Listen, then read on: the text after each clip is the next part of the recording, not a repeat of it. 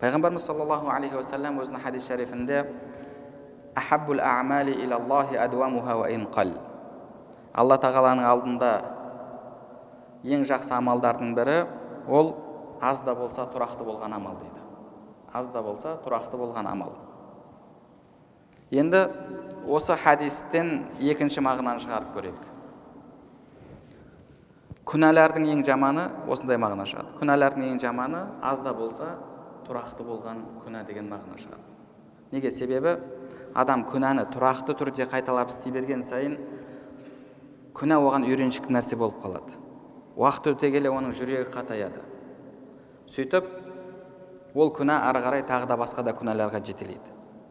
Сол үшін де ғұламаларымыз айтады, жалпы мұсылман адам, намаз оқып жүрген адам, оразасын тұтып жүрген адам көбінесе күнәға бірден бармайды.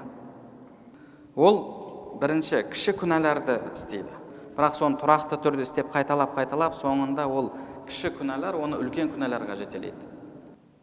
Шайтан адамды осылай кіші күнәларды тұрақты жасаумен үлкен күнәларға итереді, үлкен күнәларға шақырады.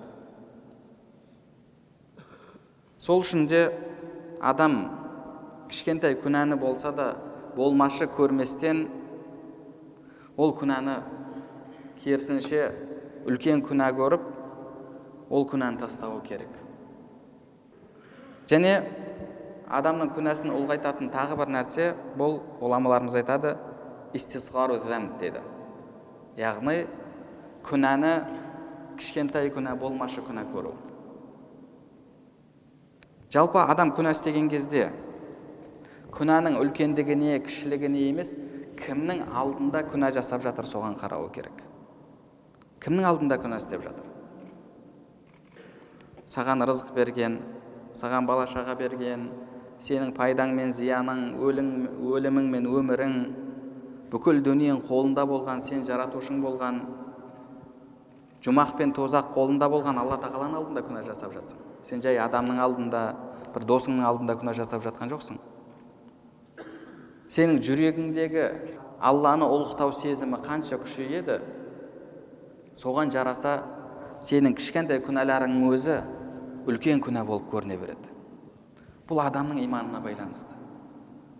Сенің иманың қаншалықты артады, иманың қаншалықты күшейеді, сен соншалықты Алла тағаладан қорқасың, Алла тағаладан ұяласың. Сол үшін біреулер үшін болмашы болған нәрсе сен үшін үлкен күнә болып табылады.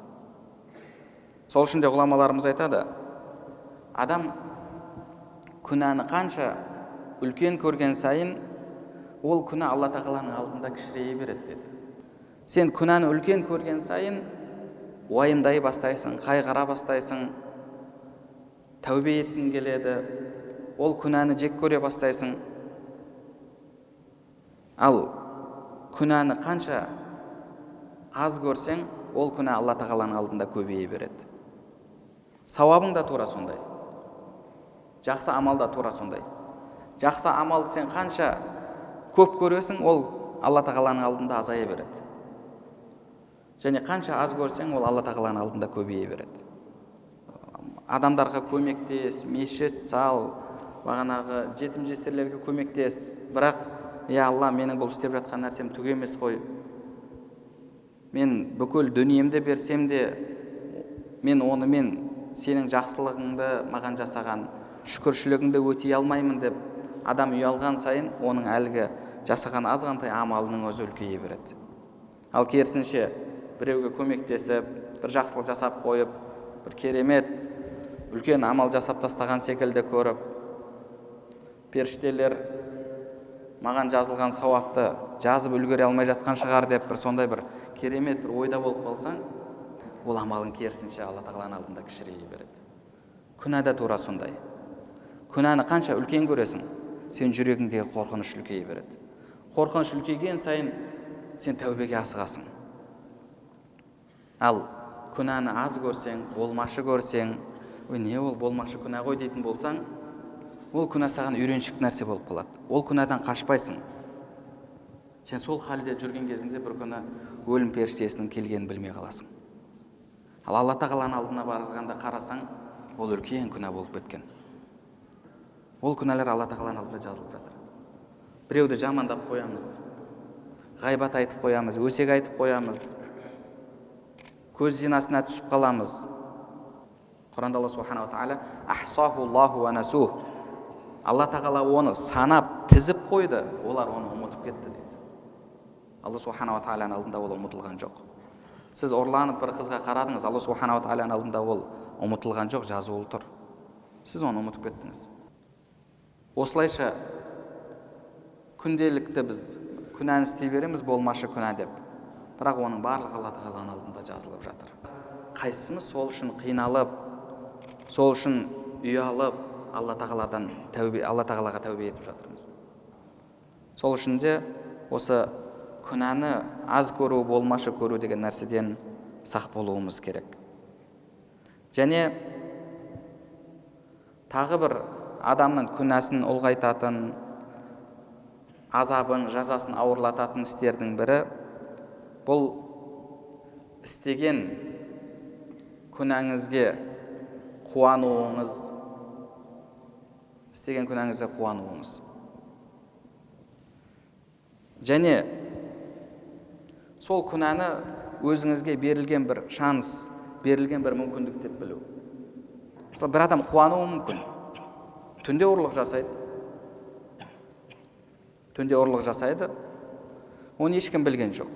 Ішінен қуанды, ой керемет болды, жақсы өтті, ұсталып қалған жоқ. Негізі Алла субханала тағала оған тәубе етуге мүмкіндік беріп жатыр. Оны әшкере еткен жоқ бірден. Негізінде Алла тағала адамды бірден әшкере етпейді. Бірден масқара етпейді, масқараламайды бірден. Пендеге мүмкіндік береді. Али радиаллаху анхуге бір күні бір ұрыны ұстап алып келеді. Сонда әлгі ұры ісіне өкініп, кешіріңізші, мен бірінші мәрте істеп жатыр едім бұны, енді қайталамаймын деген кезде Али радиаллаху анху айтады, жоқ, сен бұл істі бірінші мәрте істеп жатқан жоқсың дейді. Алла тағала пендесін бірден жазалап, бірден оны әшкерелемейді. Алла субханала тағала пендеге мүмкіндік береді. Пендем тәубе етсін, ойланар, өкінер деп. Бірақ әлгі ақымақ пенде оны шанс деп ойлап жатыр. Бұл жол жақсы өтіп кетті, келесі жолда тура осылай болады. Келесі жолда ешкім білмейді, байқамайды деп. Әлгі пара алып жатқан қызметкер, ол да ойлайды, бәрі гладко өтті, яғни келесі жолы тағы да сұрайды. Одан кейін тағы да сұрайды. Бір күні ұсталған кезде өкінеді. Али радиаллаху анху айтты, жоқ, Алла тағала бірден әшкере етпейді құлын деді. Тәубе етуге мүмкіндік береді. Бірақ адам сол тәубе етуге берілген мүмкіндікті өзіне берілген сол күнәні жасауға тағы да бір мүмкіндік, тағы да бір шанс деп ойлайды. Бұның өзі ол күнәні ұлғайтады. Және сол күнәні жарнамалау, басқаға айту, бұл да сіздің күнәңіздің тағы да үлкеюіне себеп болады. Бұл әсіресе осы жастардың арасында осындай күнәларды істеген кезде көбінесе болатын нәрсе. Бір-біріне мақтанады.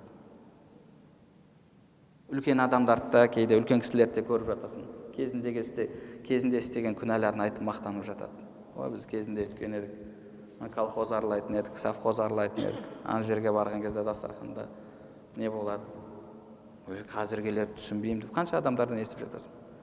Бір стақан іші мас болып қалады, біз сол кезде бір жәшік ішіп тастасақ та аяғымызда тұра беретін еді деп қой, бір өздерін бір батыр көріп, сол ғой, бағанағы литерлеп арақ ішкенін бір керемет іс көріп. Алла субханала тағала оны жасырып қойды, оны ешкім біліп жатқан жоқ сол жерде отырғандардың. Бірақ ол соны өзі мақтанып айтып жатыр. Пайғамбарымыз саллаллаху алейхи вассалам жария етушілердің басқасының күнәсі кешіріледі. Сол үшін де күнәні жария етуден адам сақтануы керек.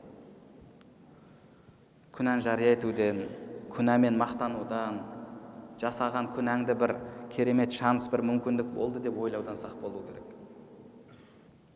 Мысалы, біз көбінесе істеген күнәларымызға я Алла кешіре көр, тәубе еттік дейміз. Бірақ тәубе деген не ол? Имам Хасан аль-Басри рахимахулла айтады осы. Пайғамбар саллаллаху алейхи ва саллям ат-тәубату надам. Тәубе бұл өкіну деген кезде, өкіну деген сол істеген ісіңді есіңе алған кезде жүрегің қиналып, жүрегіңнің жылауы, көзіңнен жас шығу деді. Қанша күнәларды істедік. Сол күнәларымызды ойлаған кезде жүрегіміз қиналып, жүрегіміз қанжылап, көзімізден жас шығып жатыр ма? Егер шынымен жас шықса, шынымен қиналсақ, онда иншалла Алла субхана ва тағала ол күнәларымызды кешіреді.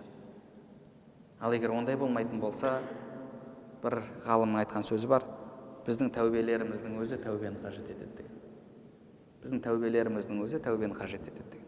Неге? Өйткені көбінесе біздің тәубеміз тілмен болып қалады. Я Алла кешір, я Алла жасаған күнәларымды өзің жарылқа. Осындай сөздерді айтамыз, бірақ жүрегіміз қиналып жатқан жоқ. Ол үшін адам күнәнің ащы дәмін сезіне білу керек. Күнәні жек көруі керек. Сол кезде ол күнәні тастайды иншалла.